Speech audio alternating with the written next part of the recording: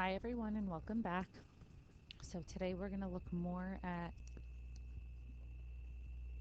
angles in a triangle. Okay, I want to make sure that you have your calculator and it's in degree mode. I want to remind you that I'll be after school on Thursday. If you have any questions, make sure you have the notes and your calculator.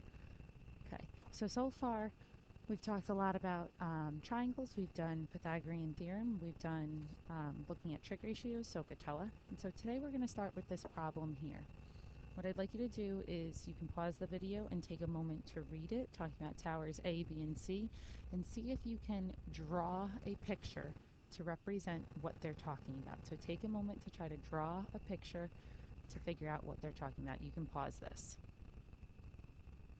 Now that you've read it, okay, they're telling you that from tower B, if you're standing here, the angle to towers A and C is 53.3 degrees. And from tower C to tower A and B is 46.7 degrees. The distance between towers A and B is 4,084 meters. Okay. There's a lake between towers A and C. So there's a lake going like this that's filled in with water that make it difficult to measure the distance between them directly. And we want to know what the distance is between A and C. So is ABC a right triangle? Do any of you remember the rule about the measurements of angles in a right triangle and what they need to add up to? The angles in any triangle add to 180 degrees.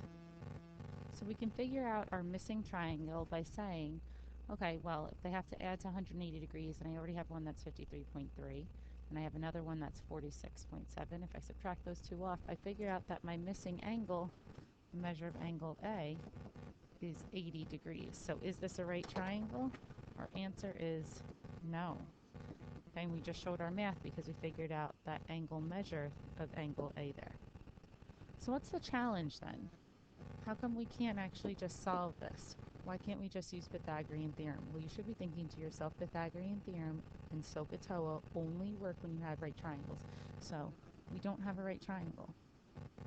So we cannot use what we've learned so far to actually solve this. So it's really important that you realize when you have a right triangle and when you don't. Thankfully, there are rules that you're given on your formula sheet that helps us when we don't. So not all triangles are right triangles, and so we can't always use SOHCAHTOA to determine sides of angles. But the sine rule, this works for any triangle. For any triangle that you have, this will always, always, always work. Okay, and this is something that's part of your formula booklet, so you do not need to memorize this. This is on your formula booklet.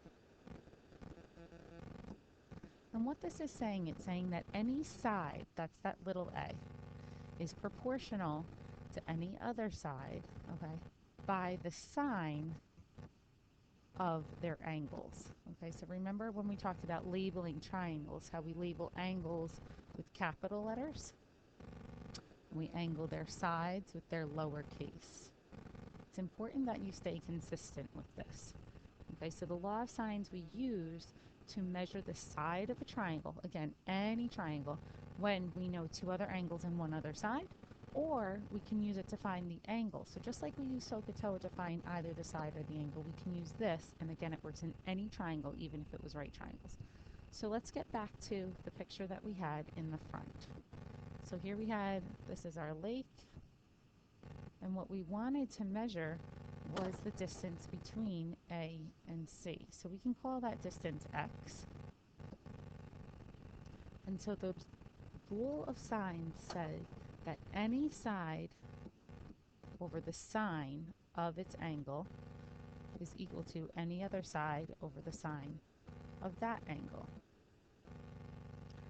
So here we have x is across from the angle 53.3. So we have x, which is the side, over the sine of 53.3 degrees. And that's going to be proportional to, well, what other side do we have? We have the 4084, which is across from, and we know that angle, so we need to know both. The side goes on the top, or the numerator, divide by the sine of that angle that it's across from.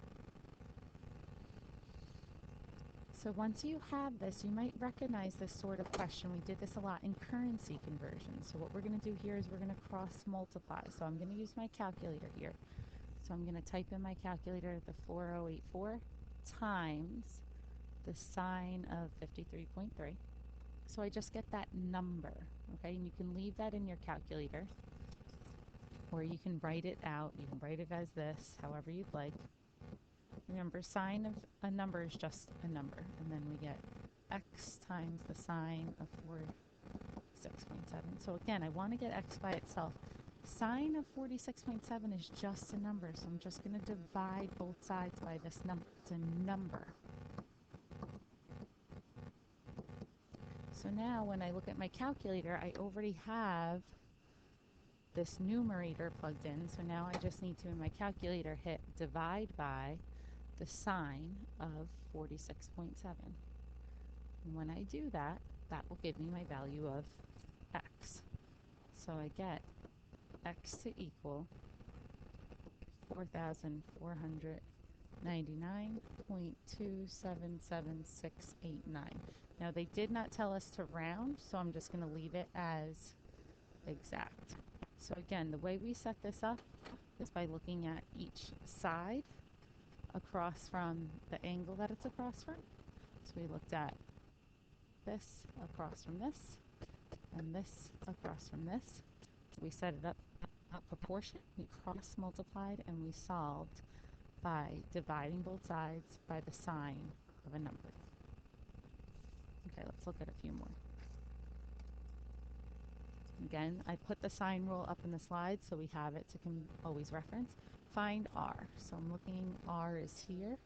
It's across from 41. So I can say 41 is the side divided by the sine of angle r is going to equal to, okay, well I have this angle here and then its opposite side. So I can say 28 over the sine of 39. So let's cross multiply here. I get 28 times the sine of angle r equals 41 times the sine of 39. So I know if I want to get sine r, I'm going to have to divide both sides by 28. So I get sine r, divide both sides by 28 equals, and I can figure out again what that value is. So I can say 41 sine 39 divided by 28. It's that crazy long decimal. So it's this 0.92150485583. But if I want to get just r, this is what we worked on. Take the inverse of both sides. So then we can just get what angle r is. So in your calculator right now, hit second sine and then second answer. And there you go. We have 67 to 3 sig figs, 0.1 degrees. So again, inverse sine to get the angle by itself. All right, let's look at an IB question. Again, I put the sine rule up at the top for us to just reference. So we have a triangle. It looks like it's well labeled.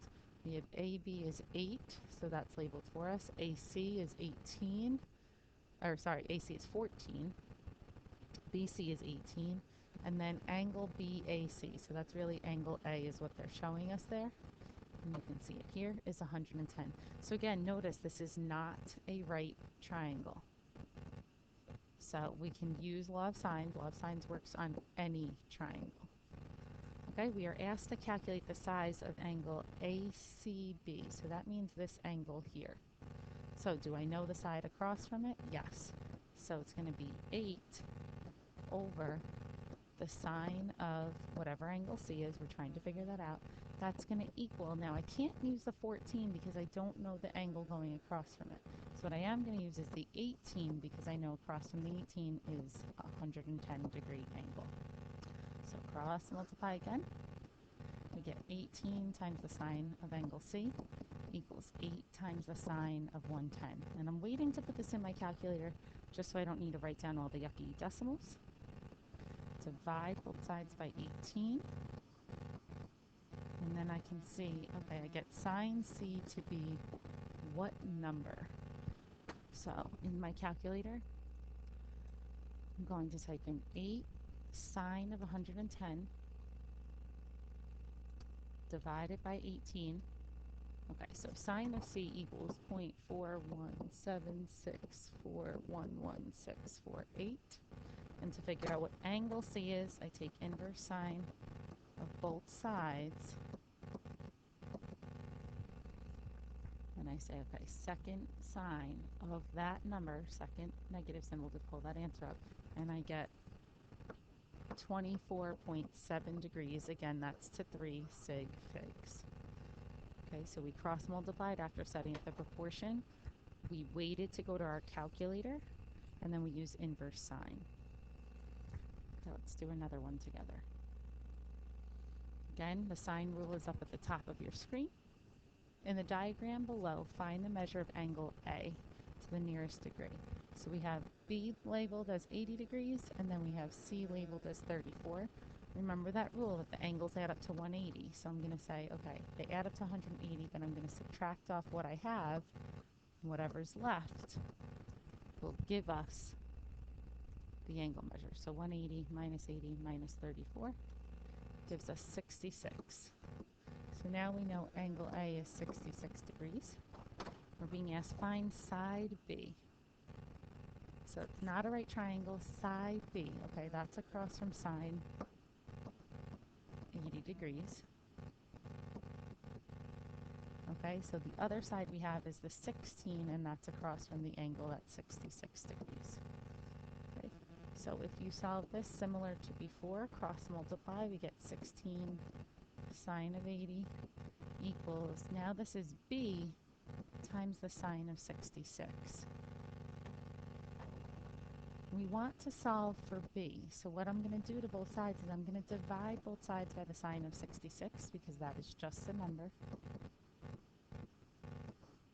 And I end up with B equaling whatever it is that value works out to be.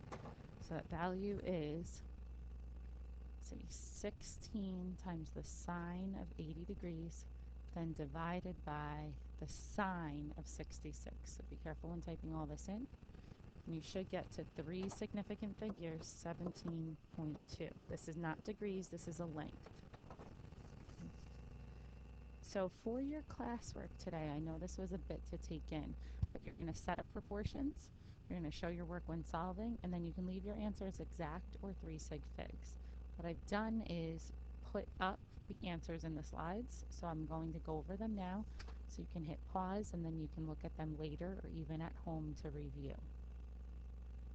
So the 3-4 classwork, the first question is asking you to find B. So again, my first step was to set up a proportion. So I cross multiplied. I'm not showing you my in-between step, but my in-between step would have been getting me 10 times the sine of 50, which would then equal B times the sine of 30, and you would divide both sides to get 15. If there's any mistakes, you can let me know when I get back. For number 2, I said, okay, I can figure out what angle T is. I labeled it. It's 48 degrees, and once I know that, then I can set up a proportion because I know the side across from that angle, and then I'm solving for D across from the 27 degrees. Okay, again, I rounded to the nearest integer because it said nearest integer. Question 3, again, setting up a proportion. I gave you a triangle. I filled in the values that we were given. We were asked to find the angle measure of B. B was across from side 9, so I said, okay, 9 over the sine of angle B is equal to 12 over the sine of 57. I had to use inverse sine here to figure out what the angle was, and I wrote it out exact, and I forgot my degree symbol. Question 4, find x. So x is across from the 81 degrees. So I said, okay, x over the sine of 81 equals 15 over the sine of 54. I cross multiply, divided both sides to get 18.3 if you do 3 sig figs. Number 5, they did not give you a triangle, so if not, draw one. If you're not given one, you should draw one. They were asking you here to find the measure of angle E, so I marked off what I wanted to find. E is across from the 4.5, so I said 4.5 over the sine of E is equal to 12.1 over the sine of 12. I had to use inverse sine again. Into 3 sig figs, I got 20.7. Number 6, this was a little bit tricky, a ski lift. They tell you it was 0.7 miles from the base of the mountain, so you wanted to fill that value in. It's 0.75. This was a challenge. The other piece that they gave you was they gave you the 20 degrees, okay, and then you could figure out this 130. Angles that lie on a straight line. You have 50 degrees here. Any angle that makes a straight line, these will add up to 180. So to figure out this missing angle, I said, okay, 180 minus 50, that gives me the 130. That's how I figured out that angle there. And then I said the 3 angles in a triangle need to add up to be 180, so that's how I figured out the missing 30 degrees as well. Once you do that, once you find that trick, and you have everything filled in and you saw the 0.75, then you set up a proportion like we did before, cross multiply, divide both sides by the sine of 30, and then I believe you get, it's 1.15, and this was measured in miles. So I will be back in on Thursday. Please watch these videos if you're not understanding anything, or email me. Thank you.